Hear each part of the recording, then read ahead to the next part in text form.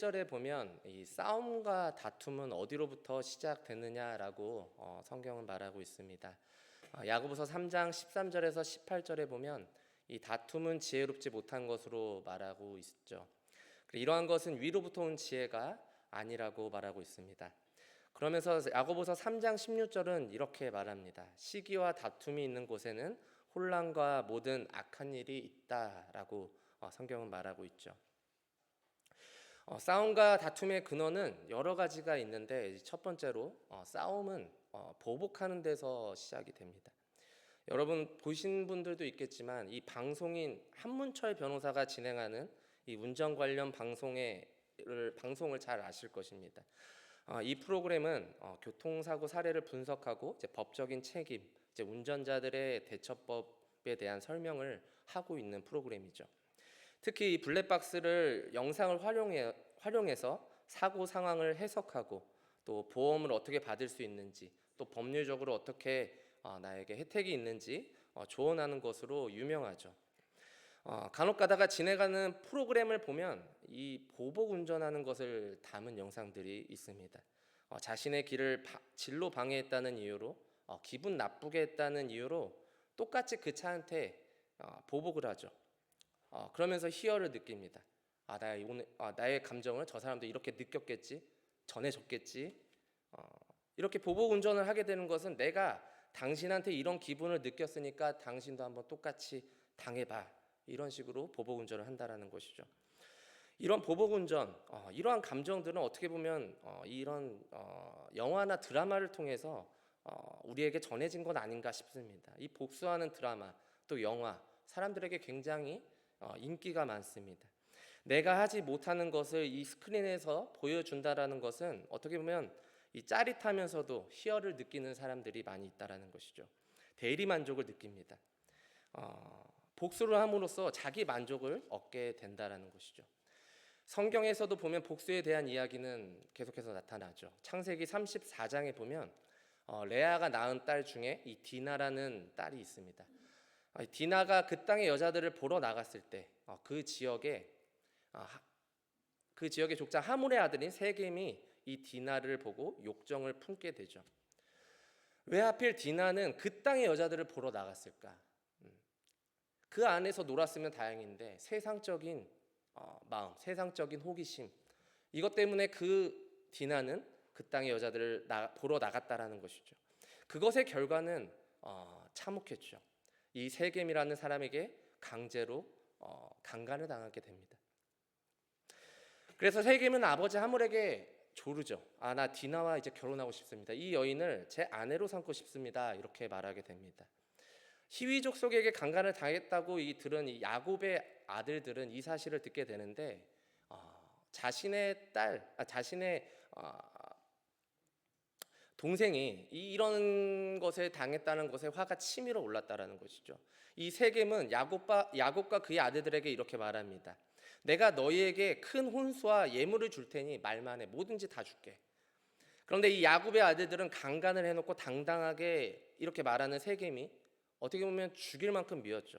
미안하다고 용서해달라고 해도 용서해 줄까 말까 하는데 당당하게 그들은 요구를 합니다. 그래서 야곱의 아들들은 계략을 세웁니다. 이스라엘을 다 죽이려고 하죠. 우리는 예부터 남자들은 다 할례를 받았습니다. 만약 디나를 원한다면 너희 족속에 당신들의 족속의 남자들도 다 할례를 받게 하시면 우리 동생과 결혼해도 됩니다. 이제 히위 족속이 할례를 받고 3일째 되는 날, 이 가장 아픈 날에 시므온과 레위가 칼을 가지고 와서 그 히위 족속의 남자들을 다 죽이게 되죠. 이 죽인 것으로 끝나지 않고 또 재물과 가축들을 다 빼앗아옵니다.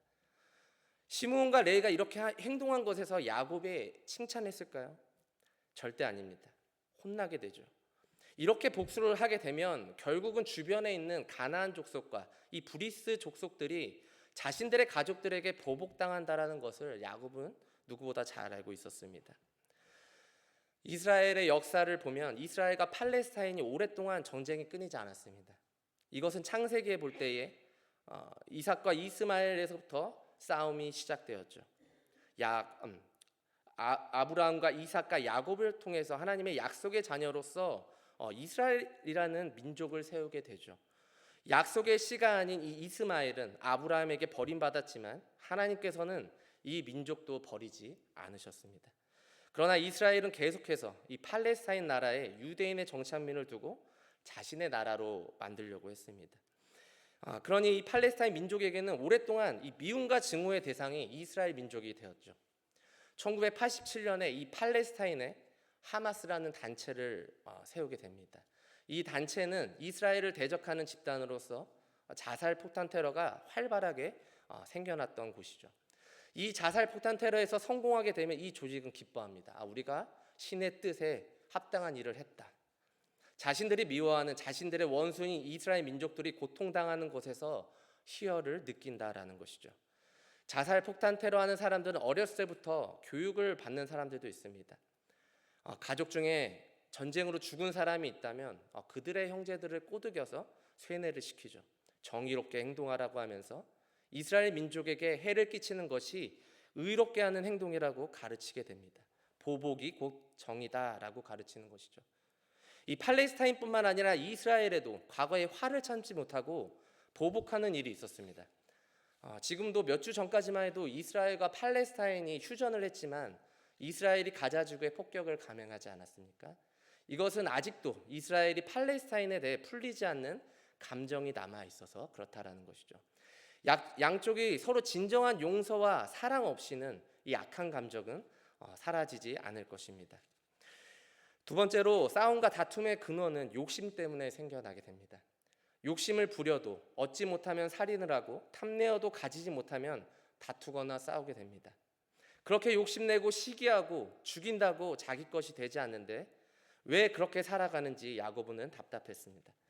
이것이 사람들의 보편적인 모습이자 현재 그리스도인들의 모습이라는 것이죠. 욕망이 지배하는 삶은 마음속에서 갈등이 끊이지 않습니다. 그러나 거기서 끝나지 않습니다. 다른 사람들과의 관계에서 투쟁으로 번져나가죠. 서로 같은 대상을 추구하다 보면 가진 사람과 또 갖지 못한 사람 사이에 갈등이 생기게 되죠. 너나 할 것 없이 더 많은 돈을 갖고 싶어하는 경우를 생각해 보십시오. 이 세상에는 분명히 많이 가진 사람과 적게 가진 사람이 있게 마련입니다. 자녀들을 명문대로 목표로 사는 부모들은 자녀들이 1등 했으면 하는 바람을 갖기도 하죠. 그래서 자녀들을 1등 시키기 위해서 또 유명한 과외 선생님을 붙여주기도 하고 또 유명한 학원에 보내기도 합니다. 스포츠도 마찬가지죠. 4년마다 열리는 이 올림픽에 출전한 선수들이 대부분 메달을 얻기 위해서 죽기 살기로 훈련을 하고 또 그 올림픽에서 계속해서 대결을 하죠. 근데 이런 것들이 악용이 돼서 이런 것들에 욕심이 가득 차서 약물을 이용해서 이제 메달을 획득하려고 합니다. 메달을 따면 좋지만 이 아름답고 정당하게 최선을 다하는 모습을 보고 싶은 것이지 내 욕심을 채우기 위해서 상대방을 헐뜯고 미워하기 위해서 이 스포츠를 하는 건 아니잖아요. 욕심으로 인해서 이러한 일들이 발생한다라는 것이죠. 여러분, 다윗이 이스라엘의 왕이 되고 나서 전쟁에 잘 참여하지 않았습니다. 많은 훌륭한 장수를 두었고 강한 나라가 이제 되었기 때문에 왕궁에 있었습니다. 그런데 저녁에 되었을 때 다윗은 옥상에 올라가서 산책을 하고 있었습니다. 아무도 없었죠. 다윗이 돌아다니다가 한 여인이 목욕하는 장면을 보게 됩니다. 그냥 목욕하는 건 여인을 봤으면 그냥 잽싸게 모르는 척 뒤돌아서면 되는데 문제는 그 목욕하는 장면을 자세하게 또 세세하게 지켜보고 있었다라는 것이죠. 우리는 살면서 어떠한 죄의 유혹이 있을 수 있습니다. 분별해서 잘 이기는 사람들도 있지만 이것이 죄인지 모르는 사람들은 자기 욕심에 쉽게 죄를 짓게 됩니다. 죄를 짓고 회개해서 더 큰 죄로 가지 않아야 되는데 한번 잘못된 길을 가게 돼서 빠져나올 수 없는 지경까지 갑니다. 지금 다윗이 그 지경까지 가고 있는 거예요. 아내도 있는데 목욕하는 여인을 마음에 사모하죠. 그리고 하룻밤을 보내고 집으로 돌려보내는데 그 여인이 덜컥 임신을 하게 됩니다. 이 여인은 충성스러운 우리아라는 장수의 아내였습니다. 그럼에도 불구하고 신하들을 시켜서 그 여인을 데려오게 하죠. 다윗은 요압을 시켜서 전쟁에 참전하고 있는 우리아에게 우리아를 다윗에게 보내라고 합니다. 다윗이 이렇게 한 것은 우리아와 그 아내가 서로 동침하게 되면 아이는 자연스럽게 우리아의 자녀로 인식될 것이기 때문에 이렇게 머리를 쓴 것이죠. 그런데 우리아는 충직한 군인이었습니다. 자신의 동료와 부하들이 전쟁터에 있는데 자신만 편한 곳에서 쉴 수 없다고 말했습니다. 이 다윗은 결국 우리아 장군을 최전방으로 전쟁에 참여하게 해서 죽여버리게 되죠. 다윗이 자신의 정욕 때문에 이 한 가정을 짓밟는 모습을 보게 됩니다. 다윗의 나중에 이제 나단 선지자를 통해서 예언이 나오죠. 이제 너희 가정 안에서 이제 칼부림이 일어날 것이다. 그렇게 된 것은 바로 이제 이 암논이 결국 이본누이 이 다말을 강간하고 또 이 압살롬이 그 복수심으로 이 암논을 죽이고 반역을 일으키게 됩니다. 열왕기상 21장에 보면 분열 왕국 시대 때에 이 북이스라엘의 한 왕이 나타납니다. 엘리야 선지자도 무서워서 한때 로뎀나무로 피했던 왕인데 이 왕은 바로 와합이라는 왕이었습니다. 이 아내 이세벨과 결혼하면서 바알과 아세라 신들은 모두 다 집결해서 숭배하기 시작했던 그러한 날들이 많았습니다. 그래서 많은 선지자들이 피했던 왕이었죠. 이 아합 왕이 어느 날 왕궁 문 앞 길 옆에 있는 나봇의 포도밭이 탐이 났습니다. 그 땅을 갖고 싶어 했어요. 그래서 아합 왕은 나봇에게 더 좋은 땅, 더 많은 돈을 당신에게 줄 테니 이 땅을 나에게 달라.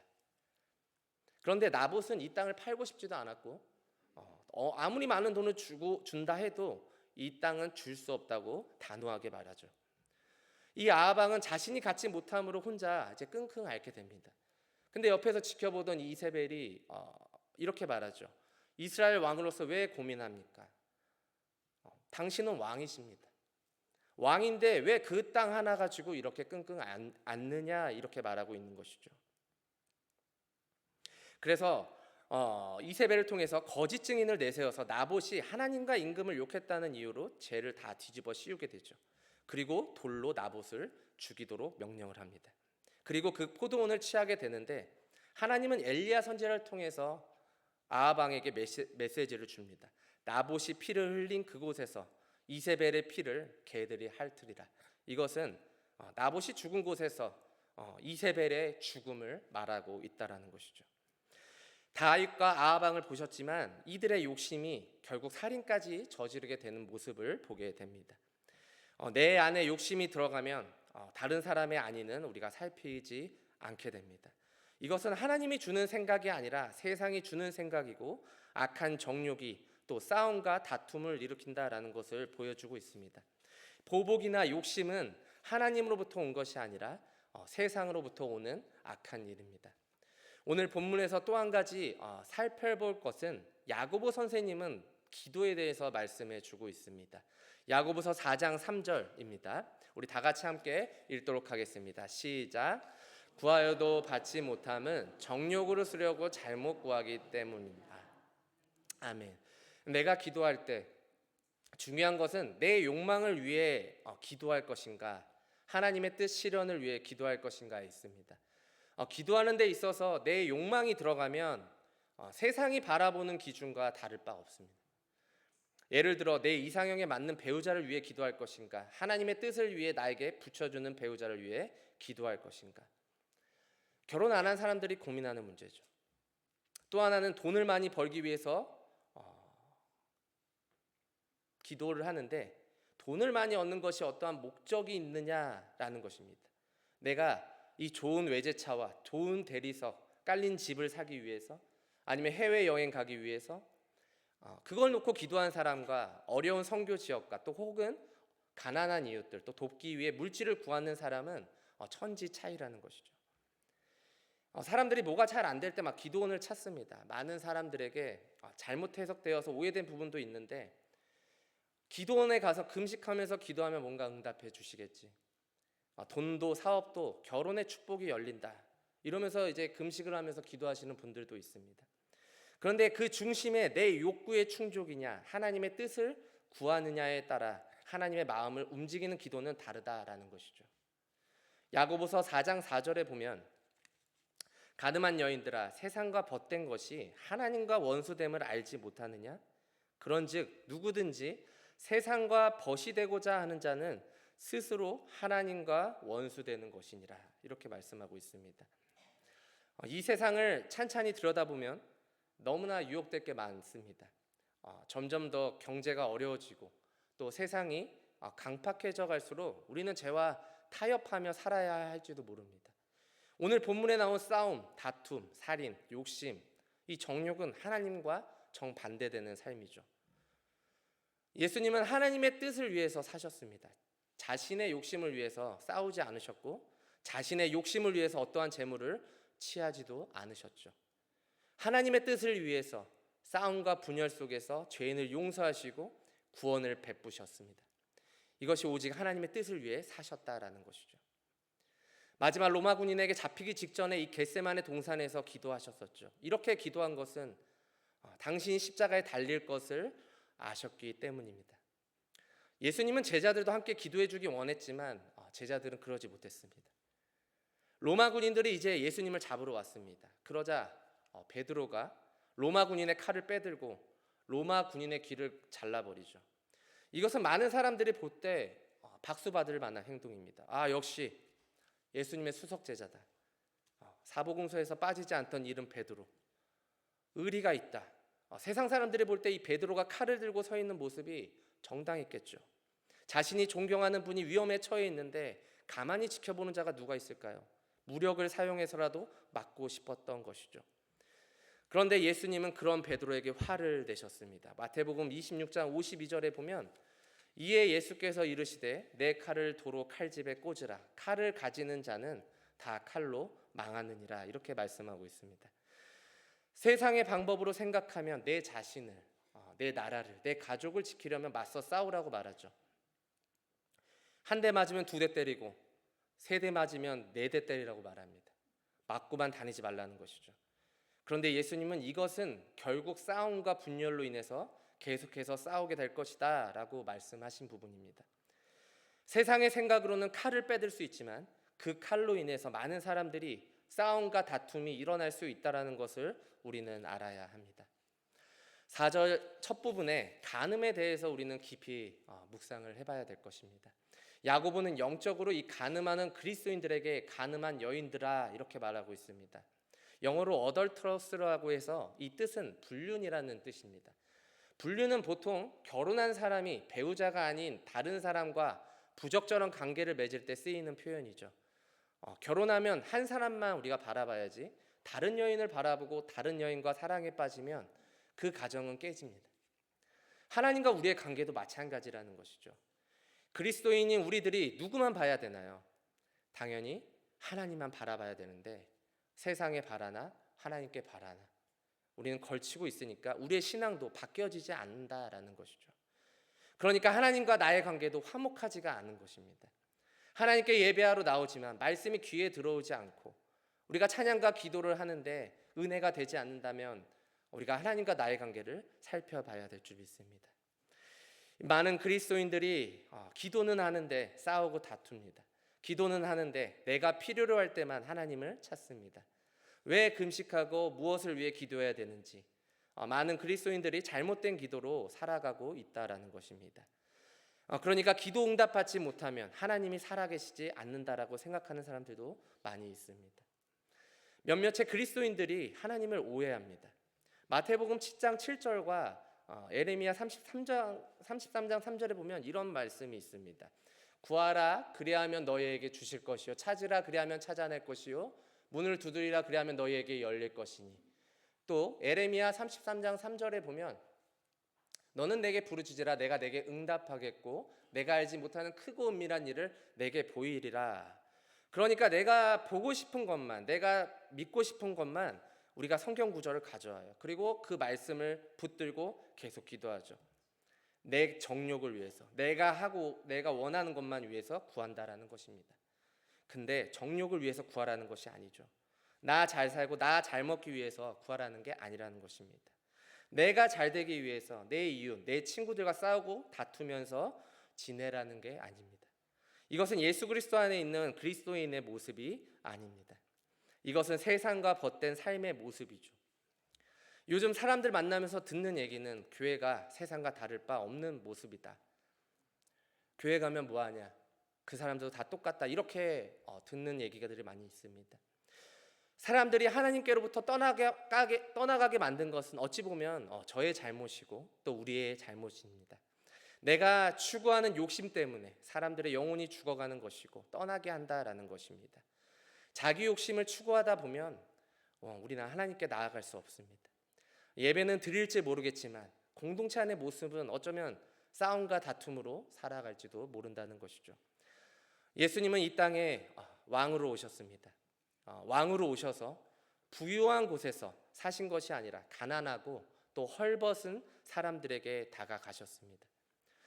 예수님이 이 땅에 오신 것은 분열된 세상 속에 샬롬과 화평을 원한 것입니다. 세상 속으로 들어가셔서 세상 사람들의 아픔과 고통을 함께 나누셨던 예수님이셨습니다. 세상 속에 들어가셨다고 해서 세상적으로 사셨다는 것이 아닙니다. 세상과 구별된 삶을 사셨다는 것입니다. 자기 욕심을 구하며 살지 않으셨고 자신의 유익을 위해 살지 않으셨습니다. 이것이 하나님이 하나밖에 없는 아들 예수님에게 원했던 삶이죠. 예수님은 하나님의 뜻을 잘 받들어서 순종하며 살아갑니다. 마지막에 로마 군인들에게 잡히셨을 때도 그를 공모한 바리새인과 대제사장들, 또 십자가에 넘긴 이 빌라도, 한때 예수님을 따라다녔던 사람들이 뒤돌아서서 돌 던지는 사람들, 예수님을 향한 원망과 미움을 똑같이 그들을 향해 미워하고 원망하지 않았습니다. 예수님이 이렇게 살 수 있었던 것은 하나님의 뜻을 위해 기도했고 하나님의 뜻이 무엇인지 알기 때문에 용서할 수 있었던 것입니다. 우리가 처음 태어났을 때는 세상으로부터 태어났습니다. 그러나 지금 여기 앉아 계신 성도 여러분은 하나님으로부터 다시 거듭나기 위해서 거듭나와서 저와 여러분들 이곳에 나온 줄 믿습니다. 하나님으로부터 변화된 우리는 이 세상의 정욕을 구하며 살지 않아야 합니다. 하나님의 뜻을 구하며 살기로 우리는 늘 다짐하면서 하나님을 찬양하며 감사하며 정욕대로 구하며 살지 않는 저와 여러분이 되시기를 주님의 이름으로 기도합니다. 기도하겠습니다.